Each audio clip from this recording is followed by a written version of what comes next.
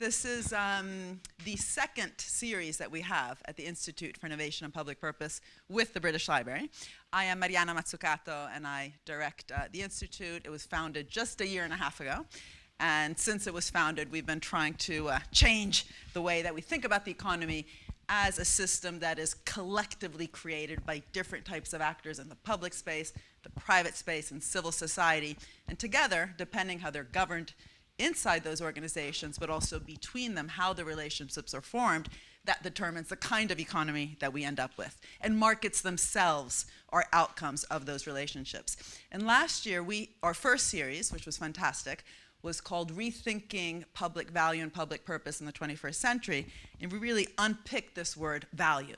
Who are the value creators? What does purpose mean? What is a purposeful type of capitalism? And it was really fun because we brought people from very different disciplines. We had Amanda Levitt, for example, an architect who did the courtyard at the V&A Museum, talking about what it was like to build a courtyard in a public space and how the financing of making that courtyard actually determined the type of structures and the type of patience that she and her team had to make it. We had Brian Eno talking about the long run, the long now, coming from the music industry and thinking about what it was like to also make music for airports, but also through his Long Now Foundation, thinking about how time actually matters also when we build the future.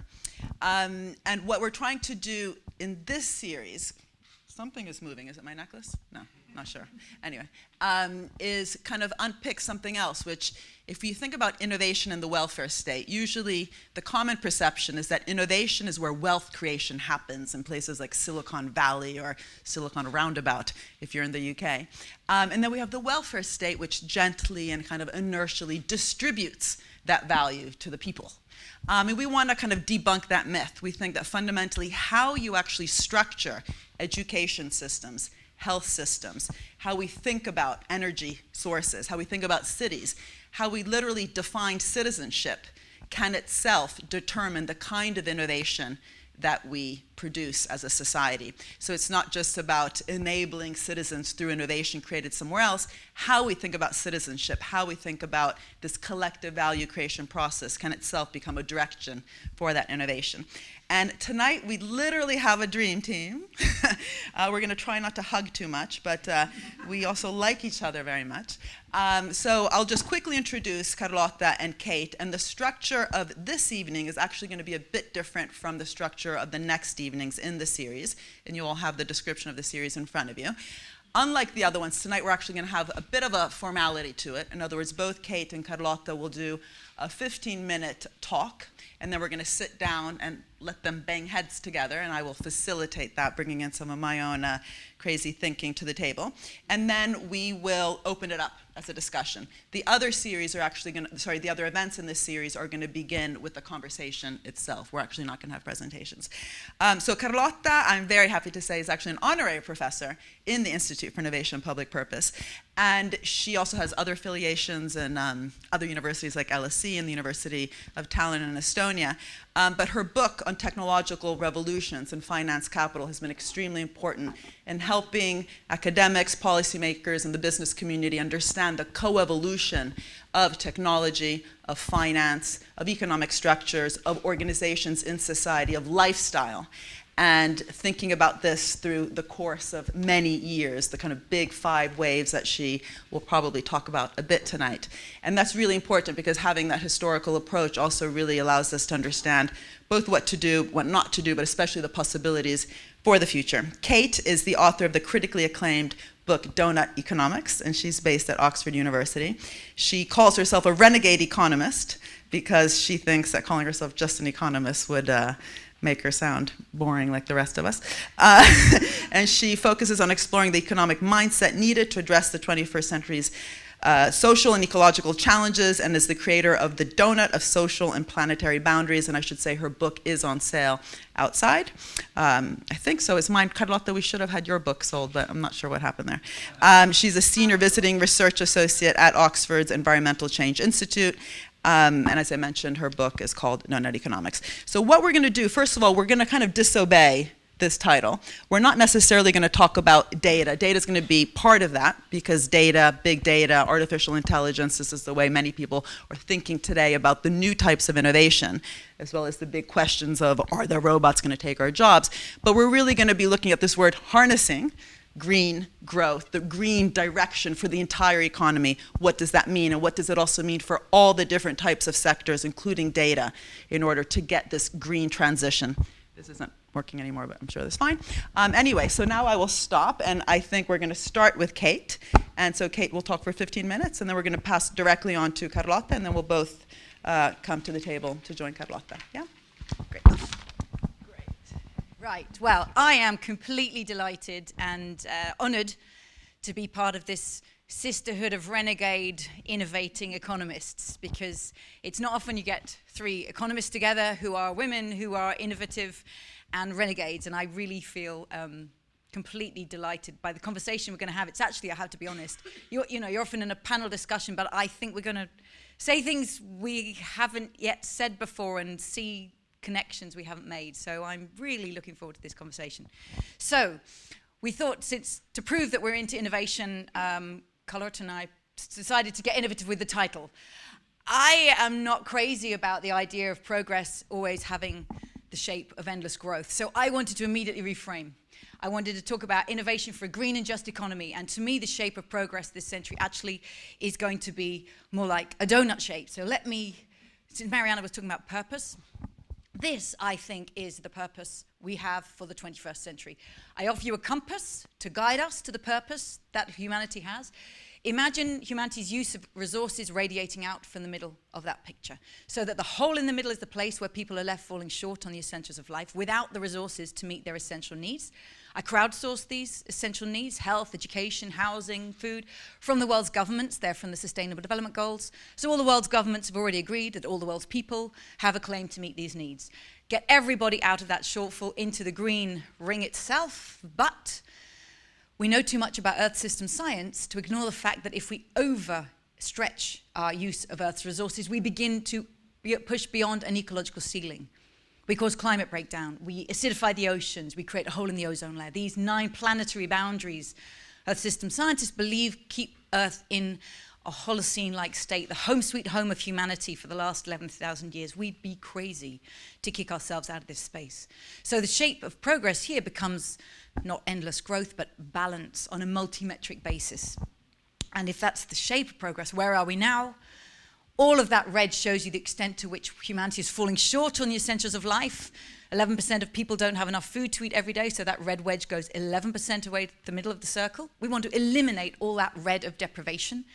But while that deprivation is there, we've already overshot at least 4 of these planetary boundaries on climate, on ecosystem collapse, land conversion, excessive fertilizer use. This is the state of humanity and our planetary home in the early days of the 21st century. This is our collective selfie. And if we were ever looking for purpose, look here. Everything that we are innovating and creating, I believe, should justify itself in its contribution to tackling and turning this story around for the first time in human history. So, how do we do that? First, I believe we need to innovate in the fundamentals of the way we teach economics. Most economics courses begin with the crisscross of supply and demand, straight in on the market and price. It's the wrong place. This, I believe, is where we should begin economics. I call this the embedded economy diagram. We've got the economy. It's embedded in society. It's a social construct, totally dependent upon social and political institutions, from trust to legal institutions, embedded in the living world, drawing in materials and matter, spewing out waste and pollution. So from day one, we can ask, how big can that through flow of Earth's materials be through our economy before we begin to push ourselves beyond the capacity of our planet? But look inside the economy itself. Yes, there's the market and there's the state, and the ideological boxing match between the market and the state became so ferocious in the 20th century. Are you a free market capitalist or a laissez-faire, or a state-loving socialist? That ideological boxing match made us completely miss 2 other fundamental forms of provisioning. The household, where we all begin every day with unpaid caring work for ourselves, our partners, our children, our parents, but also the commons, where people come together, not through the market, not through the state, but as a community and co-create things they value, often with no money passing hands. To me, this is an essential reconceptualizing and a starting point. And yes, we have finance which should be flowing in service to the functioning of these 4 fundamentally different ways that we provision. All of them unique, but I wouldn't want to live in an economy that lacked any one of them, and they work best when they work together. Now, if we start there with our imagination of the economy and its context, this really changes who we imagine ourselves to be. Mainstream economics introduces the market, and we show up as this little market actor, rational economic man with money in his hand, ego in his heart, calculator in his head, and nature at his feet. We show up in economics. Are you a consumer or producer? And if you add money, are you a creditor or debtor? This is such a narrow depiction of who we are, and it gives such a narrow identity to us economically. If we embrace the household state and the commons, well, in the state we're citizen, public servant, voter, protester. In the household, parent, partner, guardian, child. In the commons, and this is the really rich one, co-creator, sharer, repairer, and steward. If we're going to thrive in the 21st century, and if we're going to innovate in the ways that we need all of these roles. And of course, so much of Mariana's work is saying, come on, public servant, like take on the dynamic role we need you to be. And I want to extend that today, talking as well about the commons, the values, the collaborative skills that we so don't learn in our education, but are so essential to being good commoners. So we need to reimagine our economic identities and we do weave endlessly in and out of them, weave them together. But also we need to ensure that the way we innovate, if we're going to bring ourselves into this donut, which shows that we have a deeply unequal world and a deeply degenerative world, we need innovations. And for me, the test is, do they put in place these dynamics? We need innovations that are regenerative by design and distributive by design. Let me say a little bit about each of those. So this is our degenerative, linear 20th century economy. We take Earth's materials, we make them into stuff we want. We use them for a while and we throw them away. And this is what it looks like. This is what it looks like when we take and take and take from Earth's sources. And this is what it looks like when we spew our waste again and again into Earth's sinks, plastics into a lake and electronic waste into the neighborhoods of the world's poorest people. I sincerely believe that our children and grandchildren in, say, 20, 30 years' time will say to us, was that really normal? Did you know that that happened? Because when we look at it like this, it is disgusting. We are killing our planet and our fellow citizens. And we have to transform that. We need innovation that bends those arrows around, that creates a regenerative circular economy where resources are never used up, they're used again and again. An economy that works with and within the cycles of the living world. It'll run on sunlight. Waste from one process is food for another. And I believe in terms of innovation and data, it needs to be open and modular by design. I want to show you 2 examples of companies that I believe are absolutely driving their purpose to be in this space. Houdini, Swedish sportswear company. All the clothes they make are made from either wool and tencel, which are organic fibers. They even brought some of the old ski wear back. They put it in a compost bin, turned it into compost, grew vegetables on top, and served it to their customers and said, you're eating your old ski wear. This is truly circular. All the clothes are made from recycled nylon, recycled polyester. So creating a circular economy. And they actually have done used the Doughnut to do an assessment of all the textiles that they're using. When they create new textiles, this company does not slap on a patent or copyright. They put it open because they believe they want to be part of an ecosystem of reinvention. And then here's Open Motors. If you buy a car from them, it arrives like this. Good luck. It's a bit like a wardrobe from IKEA. They say you can put it together in less than an hour if you know what you're doing. And you can find out what to do because this is an open source design. It's openly available on the internet, how to assemble that car into this basic chassis. Once you have the basic chassis, it can be customized for different locations and purposes in the world, like an urban streetcar. But then they said, why would we make cars and sell them to people? Who wants to own a car? People just want mobility. So now they're making self-driving AI cars, which is even more important that it's modular, because this thing drives 24 hours a day. So the weakest part will wear out faster. You need to be able to replace just that one part. This is modular, open design. To me, this is the beginning of 21st century manufacturing. Now, these are 2 wonderful companies trying to do this themselves, but we've got a problem, and I want to prove it here. Right? So this is the linear degenerative economy, and these companies are saying, bring your clothes back to us and we'll recycle it. That's what Houdini says. Can I just ask you to hold that? There we are. One loop, right? And then another clothing company will see that and say, oh, well, right, we'll bring your clothes back to us and we'll make a loop. Here we are, Carlota. Now, I want everybody to imagine that the shirt, jacket on your back, whatever company made it, they're asking you to send it back to them, make a little loop above your head like this, right? Yes, really. We need a photo of this. Oh, you look beautiful. Now, if we did this, nature would laugh at us, come down, because nature does not turn a peacock into a peacock and a daffodil into a daffodil, right? Nature creates an ecosystem of resource reuse. Think of the ecosystems we need to make of plastics, of textiles, of metals, of ceramics, so that we can use them again and again, whatever point they get put back into the system. Now, to me, this is the place where we need the role of the state to step in, because no individual company can create an ecosystem. They'll make a little loop. And this is here, right? Power and possible futures of the circular economy.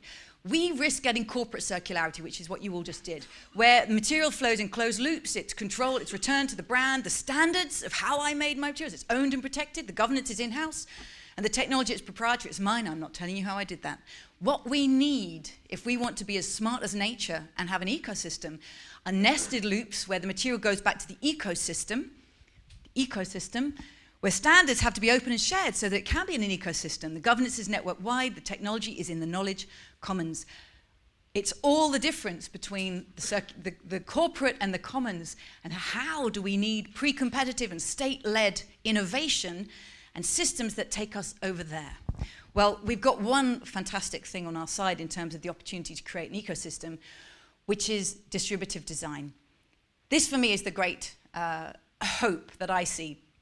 Every single product, whether it's a clicker or my jacket or my shoes or the tablecloth, every single product needs energy, a system of production, communications, and knowledge. And in the 20th century, these technologies were centralized by design, right? Again, like this. Energy from an oil rig, production in a big factory where the workers come and supply their labor. Communications, every phone call literally goes through a switchboard. And knowledge is patented or copyrighted. And the 21st century, this is the beautiful opportunity we have on our side. We have distributive technologies. We have solar panels on the roof of every house, including this village in India. Production, it can be desktop 3D printing. Communications, you've all got a node of this network in your pocket, as well as this woman in Tanzania. And knowledge, the Creative Commons, knowledge, open source.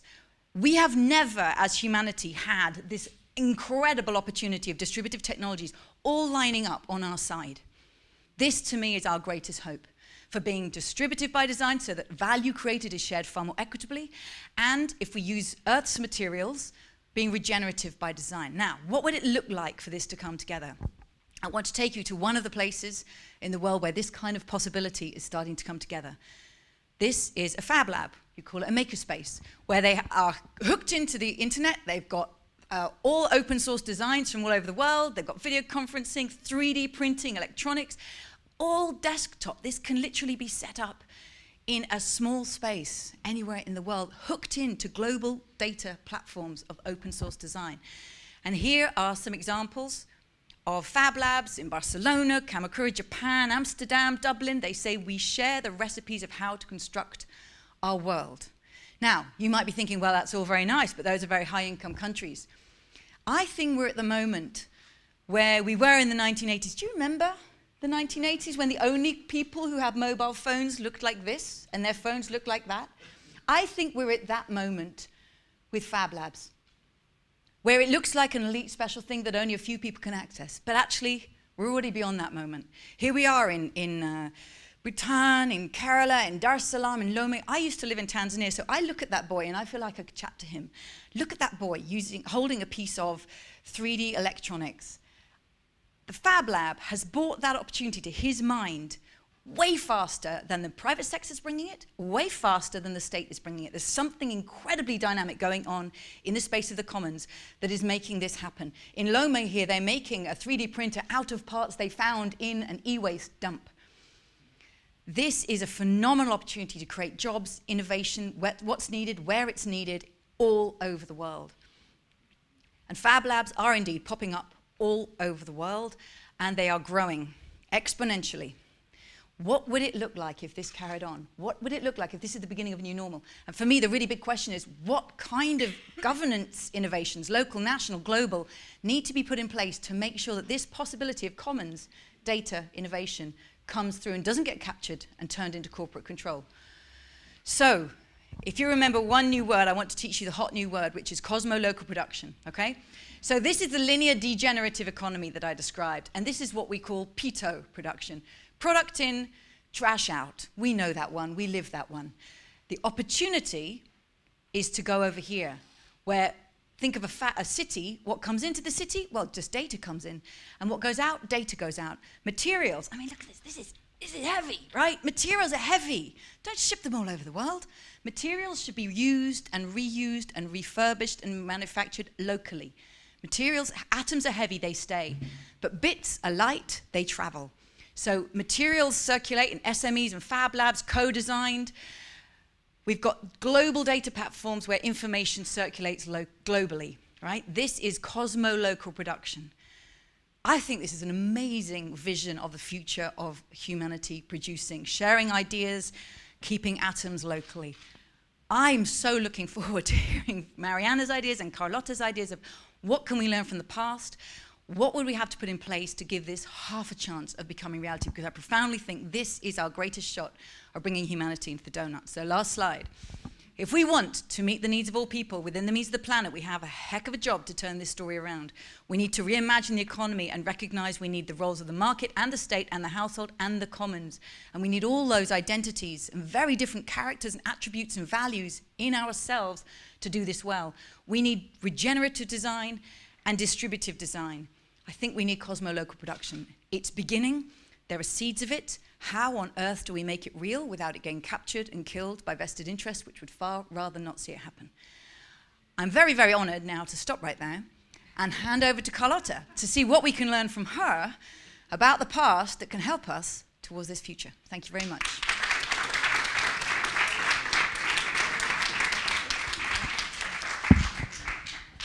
Well, that was a fantastic presentation. And I guess everybody's wondering, is it going to be possible? Can we do it? Well, I'm going to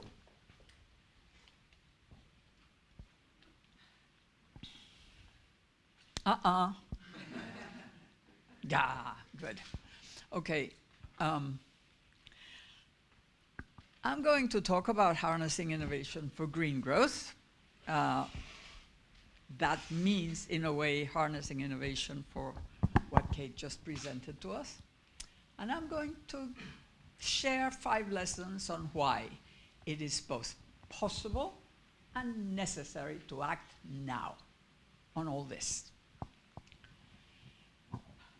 You know, they say that Winston Churchill said that those who fail to learn from history are doomed to repeat it. Some people say that it was actually Santayana who said that before, but anyway, it doesn't really matter who said it, but this is something that some people think. However, history is not only about mistakes.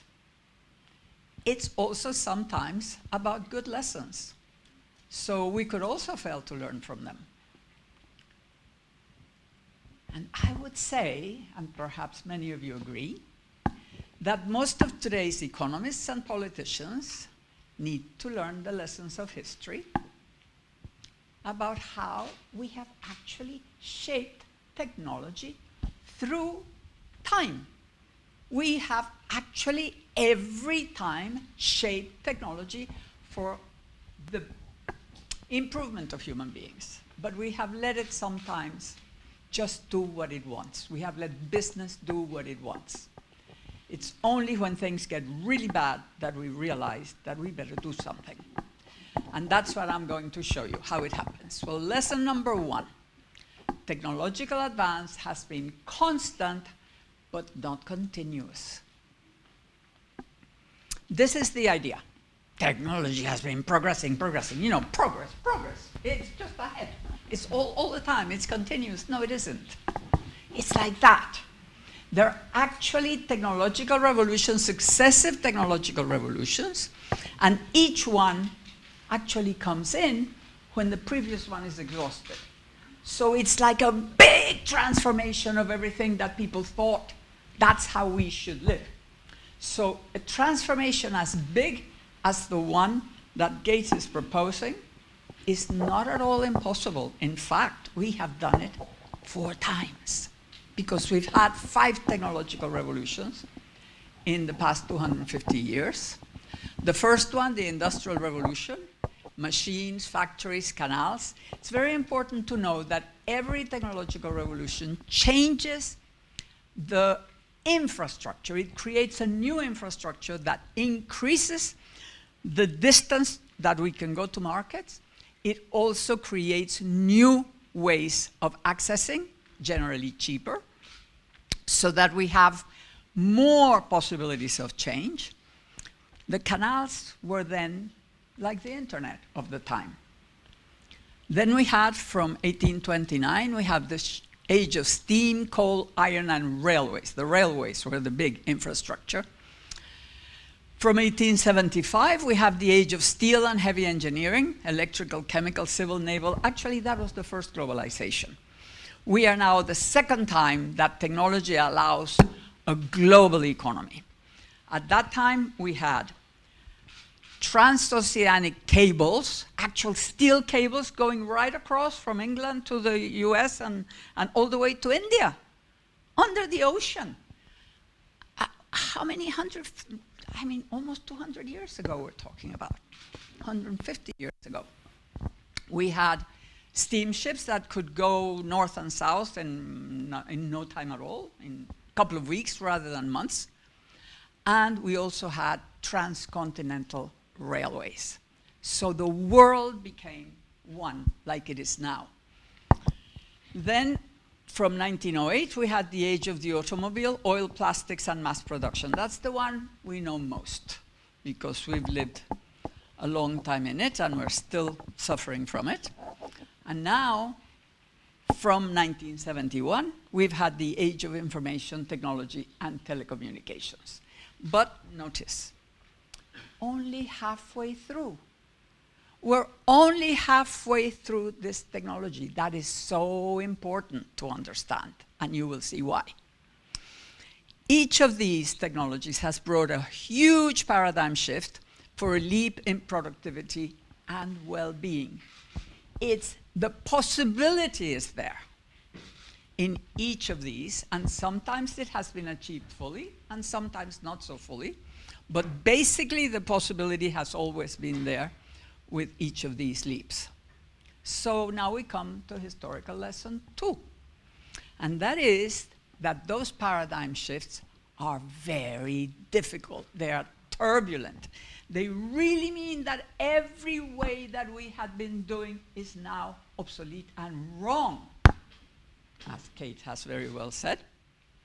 But those shifts follow a regular pattern, and that's what's important. We can learn from how those shifts happened before, and what has happened is that we have had a bubble, recessions, and golden ages. So if we put them together, one after the other in parallel, we start with the rise of the new, together with the decline of the previous, all the problems that the previous ones brings, then bubble prosperity, then a collapse, a recession, which I call a turning point, and then we have the golden age prosperity after the recession. And finally, maturity, and again, another revolution comes through, and we come to the next. So what did we have? We have the first half is led by finance with unfettered markets. That's financialization. That's what we've already had these years. And the golden age is led by production and guided by the state. So we had canal mania, canal panic, and after that the Great British Sleep, the triumph in the Napoleonic Wars, and then Britain became the first among peers.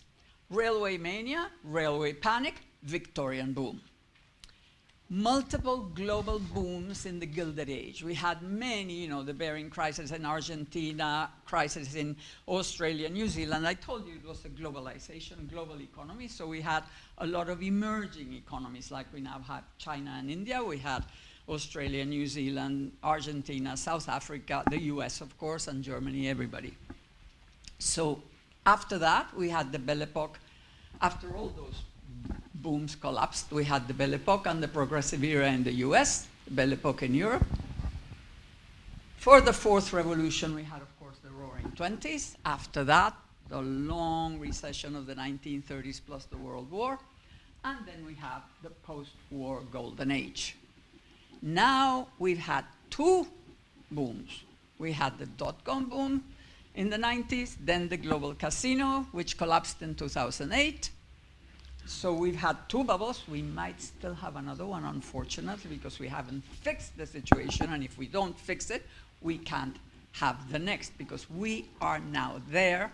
We are in the equivalent of the 1930s, and we could have a global sustainable ICT golden age if we shape it. If we don't shape it, we're going to have another and another and another crash and another financial situation, and the whole current situation will continue. So we are in the equivalent of the 30s, and after this turning point, we could have a golden age.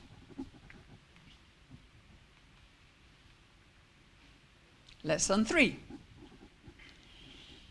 We are now then in the 1930s. We're now then in the turning point. The turning point reveals what has to be fixed. So what is the nature of the turning point? As in the 1930s and now, structural unemployment, de-skilling, hopelessness, inequality, casino finance, finance just invests in finance, giant monopolies, feeble growth, talk of secular stagnation, the first time it was ever said was in the 30s, recessions, even depression, and of course, xenophobia. It can be the Jews, it can be the Muslims, it can be the Mexicans, somebody must be guilty. Economic migrations, social unrest, political cleavages, political parties divide. It's amazing historically, each time the traditional parties, why? Because they're looking, lots of people in the political parties are looking backward, a few are looking forward, so they end up breaking up. And of course, populist messianic leaders find perfect terrain for their growth and their power. This is what we're living now, and this is what happens in those. So, but what's important about this is that there is a huge underlying technological potential that's capable of transforming the whole economy and bringing a golden age. It's right there. It's possible. We can do it. We just saw everything that, when Kate showed the things before, she showed a lot of solutions that are associated precisely with these technologies, but we're just not putting them in the right direction. Historical lesson 4. It is not unfettered markets that have brought golden ages. They cannot. They just bring bubbles, bubble prosperity. What we need is government support and directionality for free markets. Yes, but under support, appropriate support, and appropriate directions. Government investment, policies, taxes, and regulation have each time given clear directions to set up a win-win game between business and society. Yes, it's not to destroy, but to tell business in which direction to go to have profits, and in which direction to go to make sure that they're legitimate, because capitalism is not legitimate if the greed that makes some rich does not benefit all of society. That's the principle. Otherwise, let's get rid of it. So, the last time around, the directions were suburbanization and the Cold War, home ownership. It was the suburban home with the car and all the electricity and all the appliances and so on. And unfortunately, the Cold War, fortunately, it was cold. With high taxes and high dynamic demand, and this is the secret. Business will end up accepting taxes if taxes turn into demand. If they're just taxes and they don't go anywhere, it's much more difficult for business to accept. But that demand came from government investment, from government innovation, from government in all sorts of ways, and from the welfare state. Because if you make sure that people get high salaries, that when they are unemployed, they can still continue paying their installment payments, their mortgage, their refrigerator, and their car, then you are sure that business can flourish. Historical lesson 5, the last one, technology matters.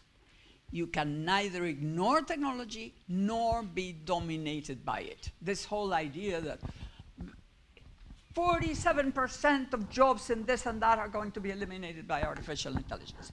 74% of something else are going to be eliminated by robotics. Forget it. That depends on socio-political choices. What's going to happen is a socio-political decision. And you shape the technology by tilting the playing field. The post-war welfare state led the mass production revolution towards mass consumption and drastically reduced inequality in the advanced countries. I'm sure most of you know the Piketty and size figures. You see the post-war boom? This is the percent income of the top 1% of taxpayers from 1913 to 2010. What do we see? We see here the installation, the period when inequality is enormous, the first half of the fourth technological revolution. Then we see the good times when the whole thing, the top 1%, there's better distribution and better well-being. And then we come back to what we have now. It's the same thing again. So it happens once again and again. Unfortunately, it seems to be the way capitalism works. I'm always wondering whether we can avoid that. But for the moment, that's how it has worked. So what it did was to create well-being through unlimited possessions and waste. So Kate's picture of what used to happen was what brought the lovely lives of the welfare state. Unfortunately, people were very happy because it really made a difference. Now we're understanding that we're facing the cultural and environmental consequences of those good times. Now we've got to make good times forever and ever, because now the planet is in danger. So, but that revolution is exhausted, and those directions are now obsolete. That will not work anymore. The new directions to shape the ICT revolution, I suggest, have to be smart green growth and full global development. We've got to make sure that we're able to incorporate the whole world into development. And of course, we need to make peace with the planet and have green growth that is smartly led by information technology, with high taxes when companies follow the right directions, and when people follow the right directions, the obsolete directions, then you get taxed high. We should tax energy, materials, and transport rather than people and profits, which is what VAT is. I mean, we have all sorts of stupid taxes, like payroll taxes. So we make companies pay if they employ somebody. That's so stupid. Why don't we make companies pay if they use energy, if they use materials, and so on? So they use less materials and less energy, and etc.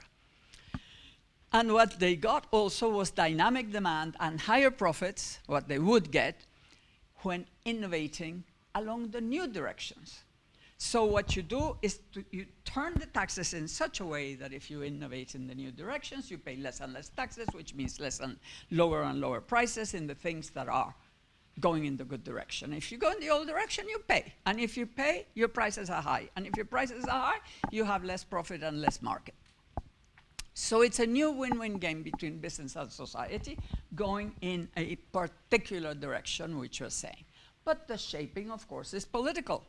So it depends on social pressure. If we don't push, we don't get. An inevitable question I'm sure you're all asking, like we were asking about Kate, is it possible? Yeah. Now the question is also, can shaping ICT deliver socially sustainable and smart green growth? You know, it all looks like it's not socially sustainable because of all these ugly things that are happening with the giants, with the FANGs, with the this, you know, and all the elimination of jobs, people angry, all those things seem to be the fault of ICT. Well, partly it is, but we can. Yes.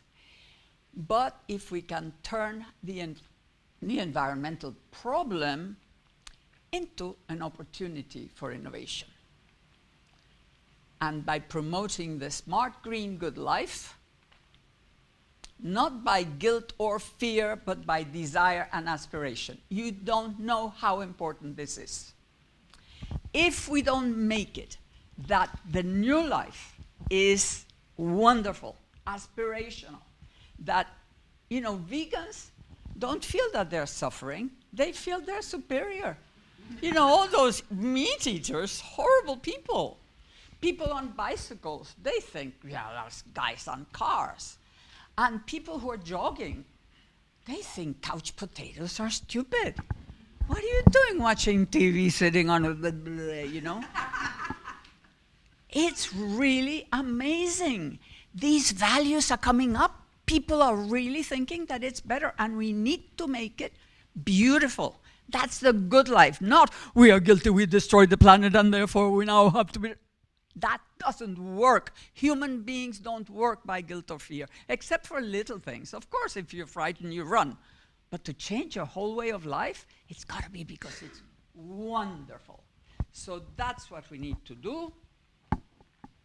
The transformation will be a challenge as huge as setting up the welfare state. But if we learn the good lessons of history, yes, we can. Thank you.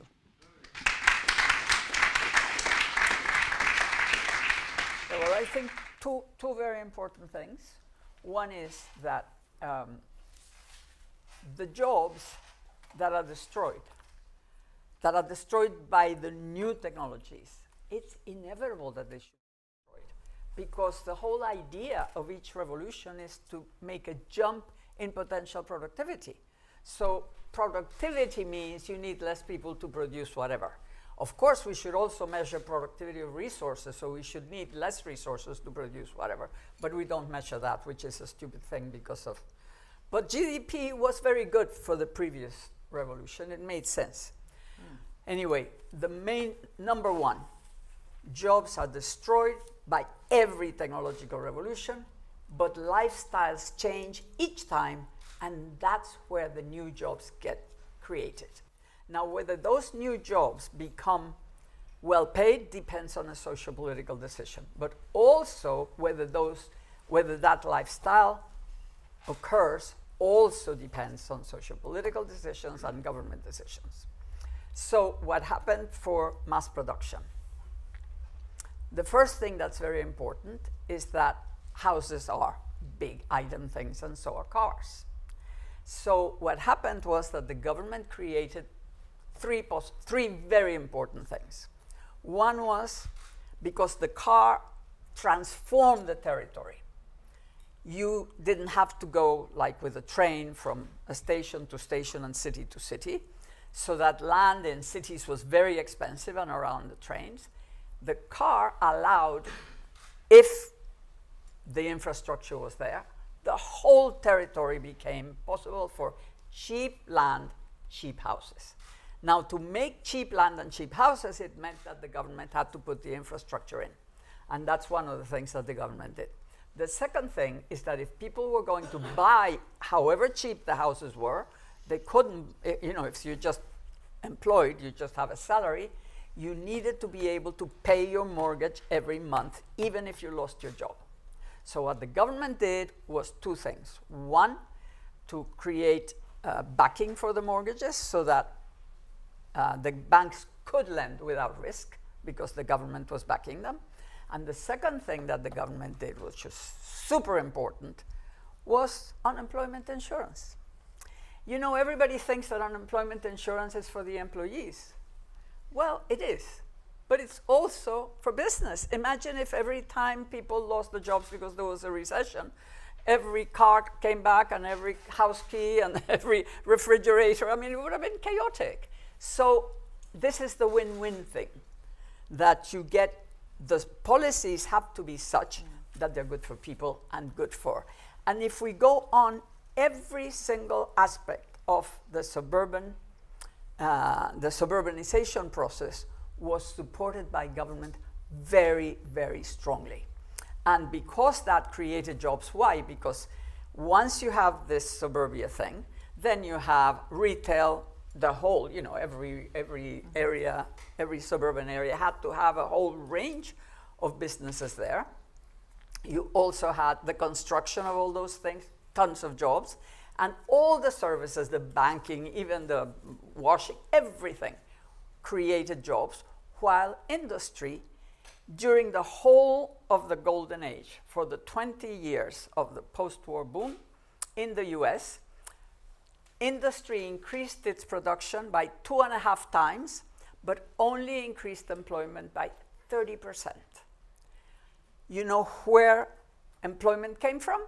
From government a bit, and from all these other things. 5 times employment grew in all these other things. So what we now need is to have the green economy create, the green living, the green lifestyles create all the new jobs, and that has to be supported in specific ways that, of course, we cannot discuss now. But it just means we cannot assume that people will just do it, and we cannot assume that the jobs will appear. Great, thanks. So what's interesting to me is that what you have just described in some ways is exactly what Kate, was talking about in terms of all the different changes, in terms of the modular, the decentralized, the changing how we think of manufacturing. So why is it that sometimes this is positioned, if you want, as a kind of no growth scenario? Because what both of you are actually talking about is redirecting growth. And yet, in some ways, Carlota, what you've just said is that the current time is very different. GDP, you said, correct me if I'm wrong, was okay before as a measure of growth. It's no longer okay. But in some ways, was it ever okay? Has it been that actually we haven't been able to understand, both create, but also measure these, interdependencies, the donut, the circular nature of the economy, which in some ways would always have been needed in order to have a sustainable planet? What is it actually that today makes it, this so urgent? Is it just because climate change has reached the level that, Greta tells us the house is on fire? Or have we always misunderstood? Even in these previous phases that Carlota was talking about, even then, perhaps we needed this approach. It's not that GDP was okay before and now it's no longer okay. So can you talk us through a bit more, especially because Carlota laid out the historical view, because you talked about the economic methods themselves are a problem. They were a problem probably before as well. So talk through your kind of understanding of history. Okay, so let me go from Simon Kuznets to Herman Daly exactly. to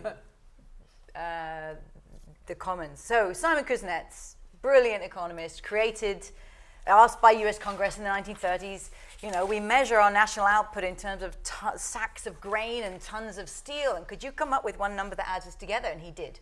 And it was called national income. And he created this one number, which was phenomenal, because then you could add it all up and see whether it's going up or down. But he, of course, himself gave the caveat saying this could never be taken as a measure of the nation's welfare, because, he said, it doesn't take account of any of the unpaid caring work of households. It doesn't take any of the value created by communities.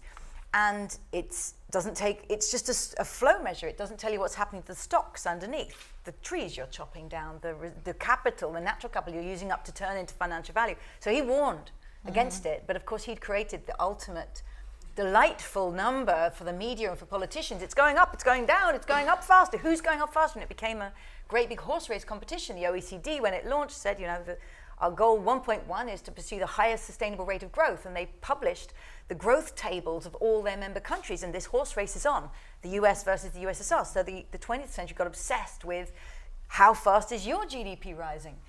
And Kuznets himself, what have you done with my number? Along comes Herman Daly from the 70s onwards, and I think he made a very powerful point, which is, we used to live, says Daly, in empty world. So I drew the economy in society and the living world. That comes from Herman Daly. He drew the economy inside a circle, the living world. And he said, we used to live in an empty world. The economy was quite small compared to the earth.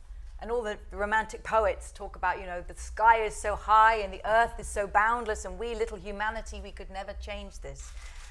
We've changed it because we no longer live in empty world, we live in full world where there is no such thing as throwing away, because away is somewhere and actually those sinks are full and the rivers and oceans are full and the waste is everywhere and you stumble across it.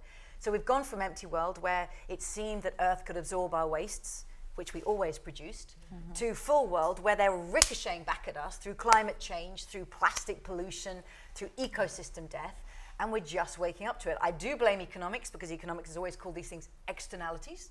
This is a complete disaster if we're calling the death of the living world an environmental externality. That's an alarm bell that the model is wrong for the 21st century. That's why I start with that picture. So, situation has changed. The relationship between economic impacts killing the living world is so much more critical. We have to put it at the heart of our models and the heart of our understanding.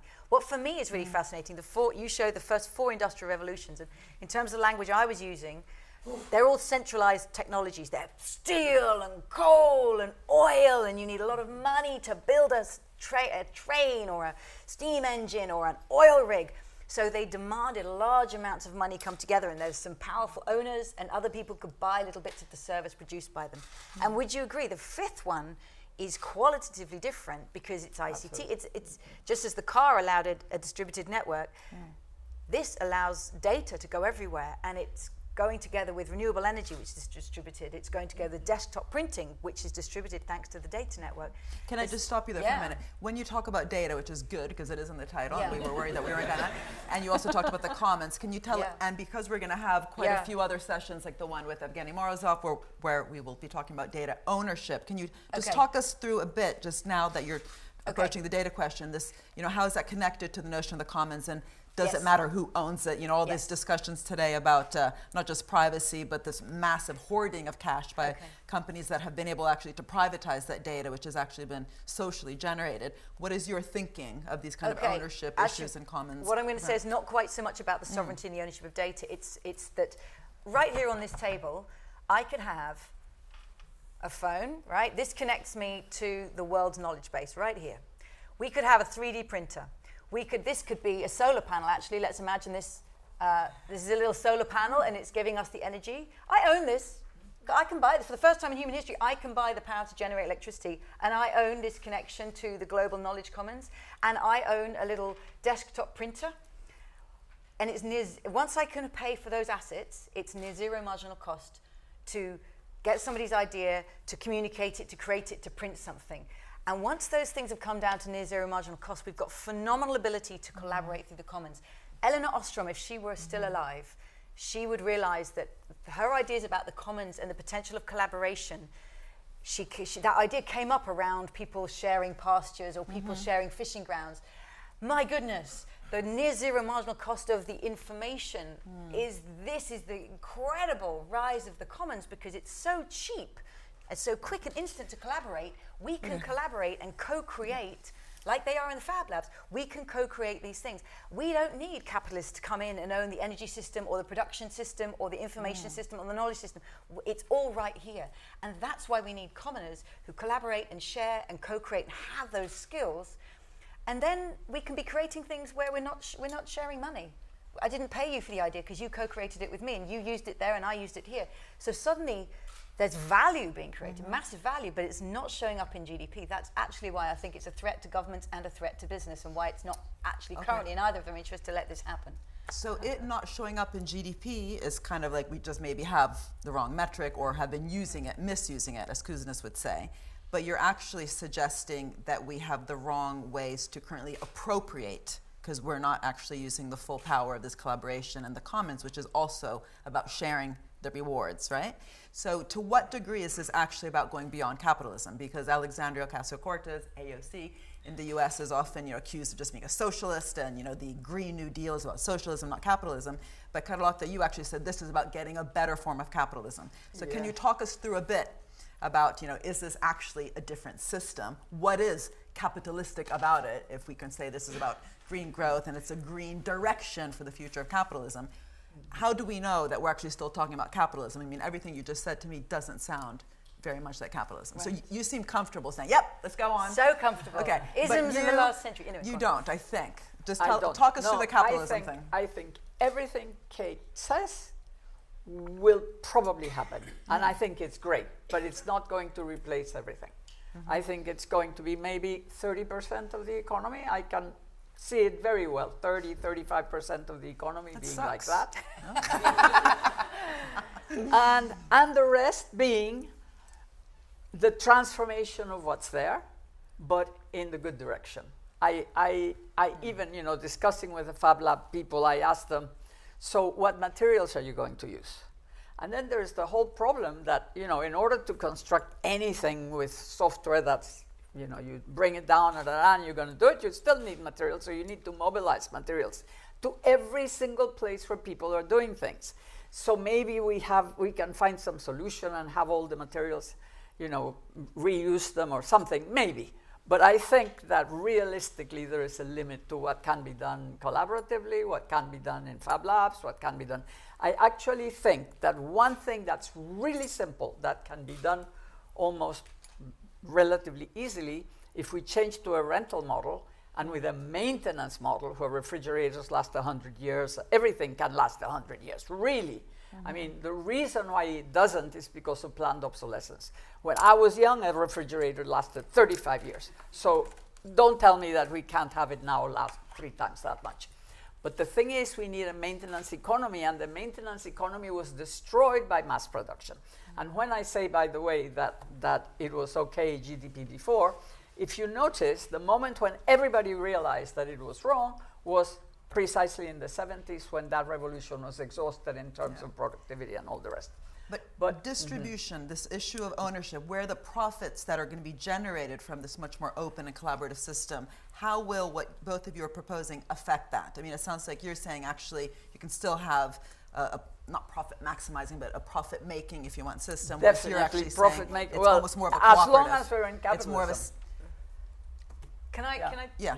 So when I launched my book, particularly when I went to the US, if I made any critique of capitalism, they'd say, or if I said, we need to reform markets, oh, you're anti-capitalist. And I thought, wow, there's a real knee-jerk thing. So I would start saying to people, what do you mean by capitalism? Yeah. And I encountered 3 meanings. First, people say, well, obviously it's an economy based in markets. Second one, it's an economy where the means of production are owned by one group of people and another group of people come in and use them and get paid a wage, right? And that's kind of Karl Marx. And then the third one, it's an economy in which the financial system is designed to generate an endless return on capital. Now, so let's take those 3 and look at it through the lens of the kind of dream I'm presenting. Yeah. Okay, an economy based in markets. Well, as I had in the diagram, there's the market. Of course there's markets. I'm going to make this pen or this idea and I'll sell it. Of course there'll still be markets, but they are in relation to and shaped by the state alongside the commons, and we need to make much more space for the commons. So markets embedded alongside other forms. What about the means of production? Well, I own my solar panel, I own my access to the global knowledge commons, I've got my 3D printer right here. This distributive design reunites the worker with the means of production. That is phenomenal. And all those other industrial revolutions totally separated it because it was such big, expensive gear. That, to me, is the incredible opportunity. So, yeah, if that's capitalism, that's gone. Now, what about the third one? It's a system in which we have a financial system where money is designed to beget money forever. To me, that is part of the problem and part of the reason why we're addicted to endless growth, because when we're co-creating things in a fab lab and they don't show up in GDP, there's great value, wonderful, but 1, the government doesn't know how to tax it, but 2, companies are peeved because they ain't getting to extract the dividend, because the people are getting on and doing it alone. That's why I think actually big business will do everything it can to stop this taking off, because no, we want to own that, and we'll give a share to our own workers. So that, to me, that design of capitalism having the endless return on money, and I need to own the capital, it's very threatening. If people themselves, in cooperatives and SMEs, in fab labs all over the world, can own the materials and own the assets and generate their own returns. Right, good. I'm going to ask one more question and then I want to open it up. Language matters, and both of you have been talking about frameworks and different types of models. And yet I know, I'm going to be a bit provocative because I know the kind of words that sometimes you don't like. So Carlota, you have often said that the word green revolution doesn't capture what you want to talk about, because you're talking about a redirection. Can you tell us a bit about why the word revolution and green revolution doesn't fit what you're talking about? And Kate, I'm often in panels where they say, yeah, but Kate and Tim Jackson wouldn't agree with you because you're still talking about growth and green growth, a redirection of growth. They're talking about a different type of, a circular economy, which fundamentally is about actually not talking about growth. So are you uncomfortable with the word growth, and are you uncomfortable with the word revolution? And can you tell us a bit about why that matters, why actually framing these and talking about them in the right way will get us the right kind of policies and not confuse them? For me, a revolution is a very particular set of structures that has an infrastructure, new technologies, a leap in productivity, the whole, the five that I showed. So the green is a direction for the information revolution. It is not a revolution in itself. Of course, it's all sorts of revolutionary things happening, but they are being aided by the underlying revolution. So it's basically, there are some people that are saying this is the sixth revolution. Other people say this is the fourth revolution, according to Schwab in the World Economic Forum, is just artificial intelligence, robotics, and some biotech. And I think that's just a bunch of things that are the new systems within the ICT revolution. And I think green is the direction in which, green is the equivalent to me of suburbanization.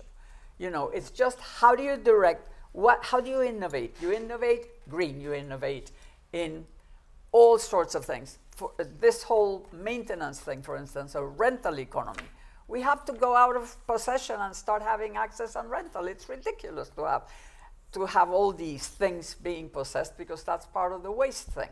So we have to change so many things, but all those things are aided by the information technology revolution, which also has to do with networks, even not only that Fab Labs and all these things depend completely on it, but also that the notion, we used to have pyramids. In the mass production world, we had pyramids. We had the boss and then lots of people on. Now we have networks, we have people communicating, we have all sorts of things that are happening through data exchanges and through all sorts of things that are really mainly a new way of thinking about efficiency, a new way of thinking about communication, about wealth, about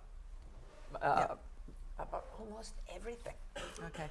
And Kate, are you more for what is uncomfortable about the word green growth and the fact that it still talks about growth, and why is some of your work put into this camp of the degrowth, when actually I didn't hear a kind of degrowth narrative in what we were talking about?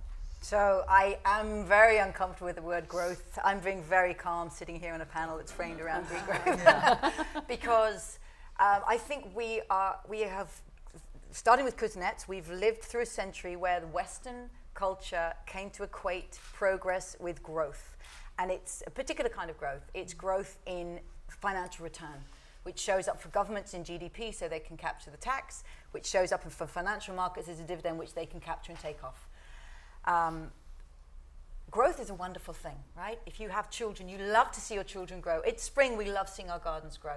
But things in nature grow, and they grow up, and then they mature. And yet we have an economy that's like a Peter Pan economy. It's determined to grow endlessly. And so my real problem with growth is not in Kenya and Burkina Faso and Indonesia and India. Those economies will and need to grow so that people can meet their needs. It needs to be distributed to people. For me, the real issue around growth is in countries like this one, all high-income countries. There's something bizarre in the world that no matter how rich a country already is, and here we are at the pinnacle of wealth that humanity's ever created, and what's the solution to all of our ills? Well, it's growth. We need growth. We endlessly need growth because our But that's a misinterpretation of what growth means, right? This whole discussion has been about getting a different type of growth, and yet you still feel uncomfortable with the word growth. So why not just redefine it instead of fall into the trap of the degrowth kind of... Because then I think you have to redefine it, because I think if you Right. say growth on television, Parliament, Yeah. in a university, everyone thinks you mean GDP. Yeah, but So then if you you're say going to degrowth, they say, oh, but you don't understand employment. And, I don't yeah. say degrowth because Right. I think it's still talking about growth. Yeah. It's still up down. What I really, the dynamics I talk about is a regenerative economy and a distributive economy. And this is really the point for me. Those are the dynamics we need to bring into bear in the world. And if we continue to have economies that are financially and politically addicted to endless GDP growth, we will not allow ourselves to be regenerative on the scale that we need to, and we will not become distributive on the scale that society needs. Great. One So Carlota, sentence. come back in, and then we're going to One get sentence questions. about that. For me, the whole idea is to dematerialize both lifestyles and GDP. So it's constant reduction of the material content and the energy content of GDP, however you want to call it. I mean, a decent, supposing we could get a decent measure of wealth creation. That decent measure of wealth creation should measure services, intangible things, and less material and less energy. So, but more and more well-being, and more people being happy and having everything they need and so on. So Okay, so let me see a show of hands, and I'm going to take 3 questions at a time. Is that okay? Just so we get as many, and we have about 20 minutes. So Sue here, I don't know everyone's name. So 1 here, 1 in the back, and then I'll get that side of the room, and then there. This has been a And great. brief. This has been a great session, and it's great putting you two together. But I think Mariana has tried to say that there's more compatibility in your views than there actually are. As I understand you, Carlota, you're saying that we can learn from history that we have revolutions and the economy and the world economy regenerates, and you would like it regenerated on the basis of services. What I understand you saying, Kate, is that actually this time it's different. It won't be the same as before because we're going to do it on the basis of something quite different, which is information, and that's not a proper commodity. It's not something that when you sell to somebody else, you don't have it anymore. So I'm not clear whether your two visions are compatible with each other, and I'd quite like your comments on that. Good. You taking notes? Good. In the back? Do you need a pen?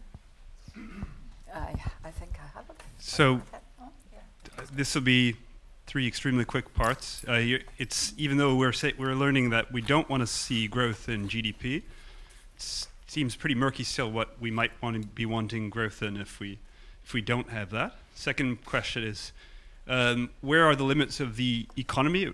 And the third one is, could it be that the green direction we want to go in involves moving out of the sphere of economic activity or reducing the total part of what people are doing, which is in some way economically transactional? Yes, my concerns are that somehow we seem to lose something about people in this discussion, and there are 2 particular things that I'm concerned about. One is when you talked about continuous economic growth through financial, the continuous financially. I think to myself, who gets the dividends that this continuous growth generates? And because of my age, I'm intensely aware that I'm in the generation that gets a lot of the dividends. So my one thought that goes through my mind is, if we redefine capitalism, what happens to my income? So I'm wondering how you look at that. And the second thing that's connected with the human bit is that as I get older, one of the things that I become more and more aware of is that I'm becoming more and more a servant of this new information technology economy. In other words, fewer and fewer people are being paid to do work in the economy, and I find I'm doing more and more of the work that paid people used to get paid to do. So, for example, I no longer go to my bank branch anymore because I spend hours on the computer doing financial transactions and dealing with financial things. Okay, sorry, just so we get more. Yep, questions sorry. in a So second. you got the idea. Yeah, excellent. Okay, Great. Thank you. So I'll leave it to you two to just approach whichever question you want to in whichever order. I think I'll take the last one, because I think it's really important to see what the whole thing is about. There are a lot of people who say, we've lost all the middle income jobs, they took them to Asia, and that's why we have so much unemployment. they were not middle-income jobs by nature, because as soon as they got to Asia, they were cheap jobs, low-income jobs. So there is a socio-political decision each time as to how and how you define who gets what. So what happened in the 1930s, in the middle of the horrible depression of the turning point at that time? Unions were legalized in the US for the first time after having been met by guns, and it was on purpose, clearly on purpose, so that the unions would force industry to increase the salaries. Another thing that happened was that instead of having unions that were by trade, it was industry unions. So you could get everybody getting together with all the automobile companies, so all the auto workers, it didn't matter what they were, they could negotiate together, get the most out of that, and there was no competition between the companies because one union was stronger than the other, because they all accepted the same conditions. And this increased also the salaries of other people, because people were following what those unions did. So you had a social force that was institutionalized in order to make sure that people would get more. The NHS was something that was given here. For everybody the same, everybody gets NHS. What does that mean? That's part of your salary, but it's not counted in your salary. It's a different thing. It's good for business to have this, but people had guaranteed, whether they worked or not, they had their health. So this is the institutionalizing, the transformation, so that people will have, we have to think of hours of work, we have to think of levels of salaries, we have to think of ways of increasing salaries, because there are lousy salaries now. We have to face the gig economy, which is with us. I don't think we can, to think that we're going to force Uber to have the workers as if they were working for General Motors, that's ridiculous. But we need security for those people. How are we going to do it? We've got to change the conditions under which people are paid unfairly. Maybe we need to organize some form of cooperative, something national, locally, I don't know.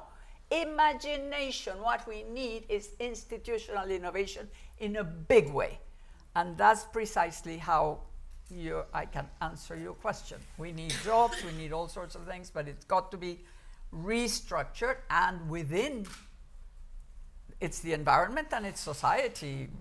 Kate's donut is not just one side, not just the environment, it's also about social. Great. Kate, do you want to take Sue's question about Yeah, how much so do you let me- disagree? Help me, Mariana. Okay, let's make a graph. Okay, hold those.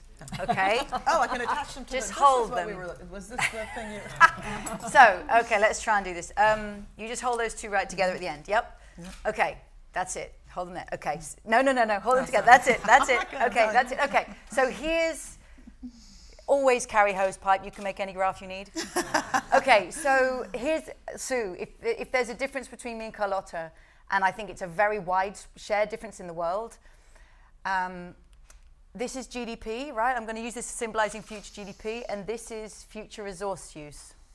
Now, to combat within planetary boundaries, our use of Earth's resources really needs to go down, right? Yesterday in Parliament, fantastic news.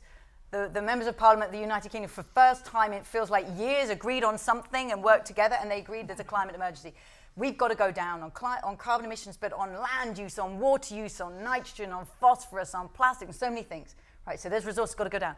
Now, those who believe we can have a future of endless GDP growth, it's going to go up like this. That gap is the resource productivity gap. It's got to get wider and wider all the time, because as GDP keeps going up, resource use must keep on going down. Here's the difference, and I think it's a very legitimate difference, because none of us know the future. But my belief, from the evidence I've read, I just don't see any evidence that we can have this endlessly growing GDP higher and resources falling on anything like the speed or scale that's needed to combat within planetary boundaries. But I defy anybody to prove that. I also defy anybody to prove that it's possible to separate these things. I think it's a space of unknowing. So that's my response to Sue. But what if this is actually growing because of the redefinition of the services, like your work on talking about maintenance? Not only and that, do you know how do you get the resources to come down?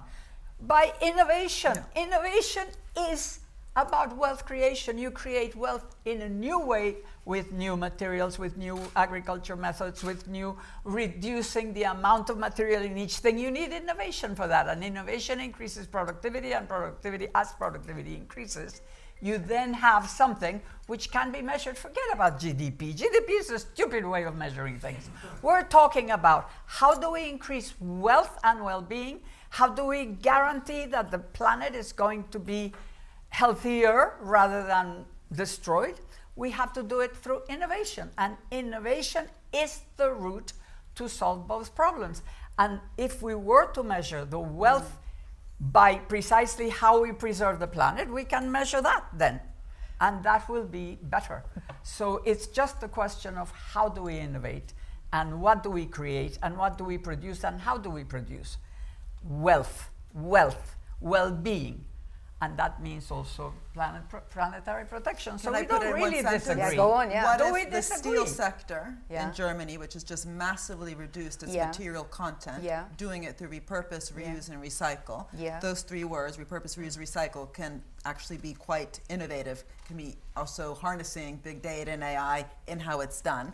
That itself is creating new sectors, new services in order to reduce the material content of steel. So it's not that this is growing because you're creating more material, more steel. No. It's going through the innovation. how Yes. it used You're to be. reducing the material Yes. content through innovation, which is creating new sectors, new services, new ways of doing things. Yes. And that's how we can define new markets. Yes. Why is this for you so tied to materials? It's not. It's because we've never used to invented be. a completely Used to be. dematerialized. Right. So Okay. even when we Perhaps, use the internet, we're using materials on our data in the cloud. But also, so as you were talking, a phone went off over there. It was the financial markets calling. It was financial markets saying, hang on. I want my dividend. I want my dividend again and again and again. And to me, this is. But this that's is, about corporate governance. Yes. Well, it's Yeah. about the structure of financial markets that demand an But endless return. there's varieties of capitalism. There's, Yes. there's stakeholder governance structures. It doesn't have to be about maximization. And it might not be And called one of capitalism. the when Do you we guys, call it- how about the second question? Okay, the second question. Second question. Is to control finance, to Yeah. change the taxation system to control And I have this finance now. and make finance control invest finance. long term and make it I heard you. solve the real problems, the new problems, and not the old ones. Right. Finance second is the question, big and problem. then three more questions on that side. The Super second quick. question Did I we heard, have somebody? limits, what's the limit of the economy? I'm imagining you're responding to my diagram, maybe. So I said, to me, the economy is the place, the social structures in which humans produce and distribute the goods and services they value. And I propose that we should always think about the four fundamental forms: the market and the state and the household and the commons. Economics was written by rich, dead, white northern men who lived in societies that colonized, and that meant they saw certain things and they didn't see others. My favorite story, Adam Smith, writing The Wealth of Nations, where he wrote, it is not from the benevolence of the butcher, the brewer, and the baker that we expect our dinner, but from the regard to their own interest, and this is the birth of the market. He was 43. He had no kids, no wife. He lived at home with his mum. Now, just imagine that moment when he's penning this line. It is not from the benevolence, but his mum, Adam, dinner's on the table. He could have given birth to feminist economics right there. Blow me down, it's the household economy. He didn't. So feminist economics got left for centuries until women came along and said, hang on a minute, you're completely ignoring our unpaid caring work. Right. And Eleanor Ostrom comes along and says, hang on a minute, you're completely ignoring, as Kuznets saw it, but we've ignored it, the community, the collaborative, and now we've got this distributed systems. Wow, it's going to create so much value that's not going to show up in GDP. So it's the interaction of the market, the state, the household, and commons, and it's their synergies. Let's not get rid of any of them. Let's look at their synergies. Mariana's work's been so brilliant in looking at the synergy between the state and the market and how we can make that work so much better. Let's bring in the I never commons. use the word the market. The market's an outcome. Okay, the state on the entrepreneur. Okay. Anyway, three questions there. One, any women on this side? So 1, 2, well, 3 beautiful boys. Okay. The last 2 weeks have been pretty dramatic in terms of the environmental debate, and things that would have seemed impossible 3 weeks ago now almost seem inevitable. Yes. But time is short, and I just want you to imagine you're presenting to a citizens' assembly organised by Extinction Rebellion. How would you accelerate some of these positive changes that you've talked about? Okay. Raymond, in the front. Thanks. Wizard, mic. Okay. On the issue of dematerialization, and the possibility of really having an absolute reduction, we can probably bring down the demand for a number of resources, in particular fossil fuels, but less so for other. Despite all, say, opportunities for a circular economy, we will probably need a bit more copper and cobalt and a number of other materials. Now, this could be a chance for the countries and the companies producing those materials. Would you also think that there could be like a model agreement where the mining countries actually could have higher royalties, enter new agreements with the companies, and then the companies themselves could apply renewable energies, could have sustainable water systems, there would be the royalties benefiting the people on the ground in Chile, in the DRC, in Indonesia, and a number of other countries, while it all triggers innovation down the supply chain because the prices go up, and this indeed leads to innovation. So actually this could be a multiple scale, still market economy, governmental oriented system with lots of innovation that indeed could also spur the green ideas downstream in a number of other countries. Great. And coming behind you, or was it this side? Thanks. First of all, thanks so much, because I've just come from a chat with the Director of Science at WWF. His biodiversity output is looking really bleak, and I want to thank you because I feel a little bit more inspired. Having said that, so a lot of this green growth depends on changing the system and the governance that orchestrates that. We've seen some changes through discourse very recently, Extinction Rebellion and the climate emergency announced thereafter. But it seems to me that, especially in the last couple of decades, the economy has begun to eclipse the power of governments.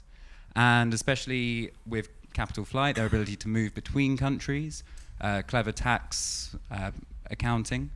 Is all of this actually possible? Or in short, to what extent is green growth a utopia? Okay, perfect. So we literally have no time, but I'll give you both 2 minutes to answer any bit of, or let's just say, we can go a bit over, right? Is someone actually going to kick us out of the British Library? We can stay, 5 minutes. Oh, he's the boss. Yes? 5 minutes? Okay, good. Okay, that is very important what you just said. We need to make materials so expensive that innovation will go in the direction of reducing them precisely. But at the same time, because materials producers would get more money and therefore would be able to develop, and we could at the same time, because they're going to be able to develop, then go in the direction of reducing the need for materials themselves and changing the energy sources and all these things in the developing economies. So we need to do something. You know, when I said that it's as big as the welfare state, it's actually about 3 times bigger.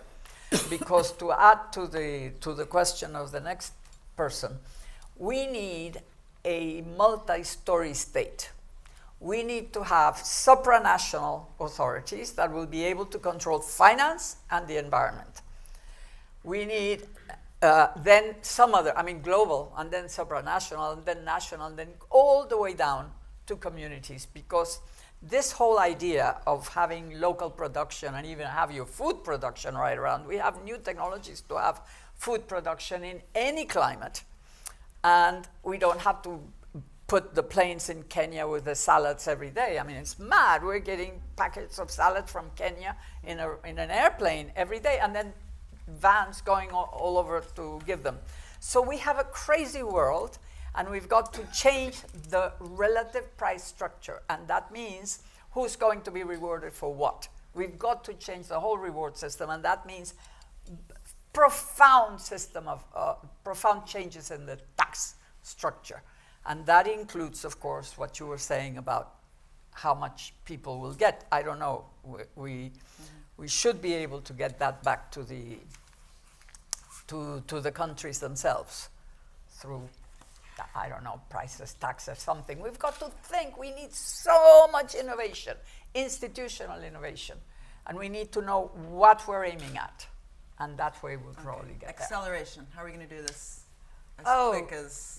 Yeah, so Extinction Rebellion. So it's so interesting that 10 days ago, all the talk around was that this disruption, how can you, how dare you? You feel like saying, do you know in the civil rights movement, the Alabama Freedom Riders who refused to take the bus, for over a year, they disrupted the Alabama bus service. Gandhi disrupted the British Empire for 3 decades. The suffragettes disrupted for years. This was about, what, a week? And wow, look how quickly things are moving. What was interesting for me, that I was asked to go on Newsnight last night to talk about the fact that they had declared an emergency. And Newsnight kept calling me all day saying, well, actually, we're having trouble finding out somebody who wants to come on against it. Now that is a sign, that is a sign of this is what it looks like when cultural norms tip. And suddenly what was rather outrageous in these climate protests, suddenly nobody wants to speak against it. So that was my big positive takeaway yesterday. Yeah, what to do? So the Climate Change Committee have come out with this idea that we should get out by net zero carbon emissions by 2050. It's more ambitious than other countries have done so far. It includes sea and air emissions. I think we should be getting out faster. We were the first country in to the Industrial Revolution. We should be the first out. That's a moral obligation.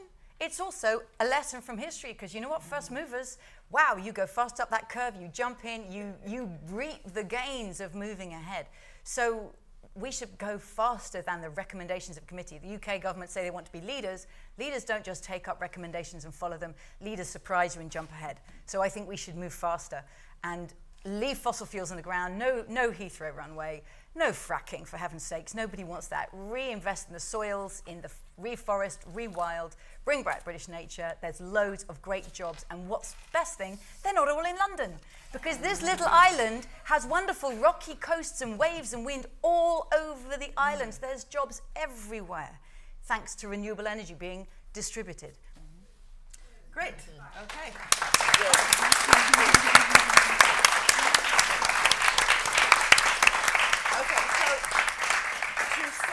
The environment, do not throw away the paper. We have filled you with paper, which is not good, but it's recyclable. But especially bring it home, because you'll see that there's many sold-out events that you can't come to. No, just show up anyway. No, we do have other events with IIPP. One really interesting event that's coming up on June 4th is with Philip Morawski, who is actually going to approach this issue of the commons from the open science question. Nice. You know, in different sectors like pharmaceuticals, we talk about open science. Is it really open, or are we actually going back to feudalism in some ways in terms of privatizing the tools for research themselves?